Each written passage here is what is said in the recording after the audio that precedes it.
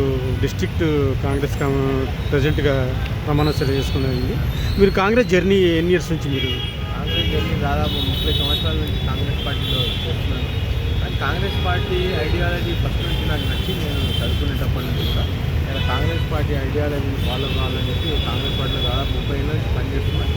అనేక పనుల్లో కూడా పనిచేసిన కాంగ్రెస్ పార్టీ నాకు అనేక అవకాశాలు కలిగించి ఇప్పుడు నాకు ఒక పెద్ద బాధ్యత పెట్టింది. నా మీద జిల్లా కాంగ్రెస్ అధ్యక్షుడిగా, మహబూబ్నగర్ జిల్లా కాంగ్రెస్ అధ్యక్షుడిగా నాకు నియామకం చేసినందుకు నేను నిజంగా కూడా ఏఐసిసి లీడర్షిప్ ఖర్గే గారికి, అదేవిధంగా సోనియా గాంధీ గారికి, ప్రియాంక గాంధీ గారికి, ఏఐసిసి జనరల్ సెక్రటరీ అయిన మన కేసీ వేణుగోపాల్ గారికి, మన ఇన్ఛార్జ్ సెక్రటరీస్ అయిన మీనాక్షి నటరాజన్ మేడం గారికి, సచిన్ సావంత్ గారికి, వంశీచంద్ర రెడ్డి గారికి, సంపత్ గారికి, అదేవిధంగా ఇక్కడ నాకు నా మీద నమ్మకం ఉంచి నన్ను మహబూబ్నగర్ జిల్లాకు సారథిగా చేసిన ముఖ్యమంత్రి రేవంత్ రెడ్డి గారికి, పిసిసి ప్రెసిడెంట్ మహేష్ కుమార్ గౌడ్ గారికి, అదేవిధంగా జిల్లా మంత్రులకు, రాష్ట్ర మంత్రులకు అందరికీ కూడా నా యొక్క హృదయపూర్వకంగా. అని ఇప్పుడు సర్పంచ్ జడ్పీ ఎలక్షన్స్ రాబోతున్నాయని ఎట్లా మామనార్ ఎట్లా ఉండబోతుందంటే? మహబూబ్నగర్ మొదటి నుంచి కూడా మహబూబ్నగర్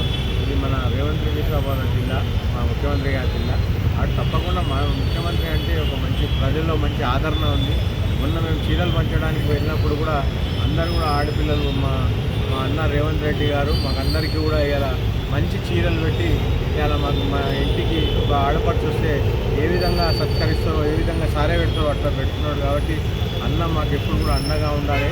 అన్న ఒక శపథం చేసిండు, 1 కోటి మంది మహిళలను కోటీశ్వరులుగా చేస్తానని చెప్పి ఆ శబ్దాన్ని అన్న మా కోసం పనిచేస్తున్నాడు. కాబట్టి తప్పకుండా మేము అన్నను మళ్ళీ రేవంత్ గారు అన్న మళ్ళొక్కసారి ఈ 3 ఏళ్ళు కాకుండా వచ్చే 5 సంవత్సరాలకు కూడా మా ముఖ్యమంత్రి గారిని ఉంచుతామని చెప్పి చెప్పడం నిజంగా కూడా చాలా సంతోషంగా ఉంది. Okay, thank you.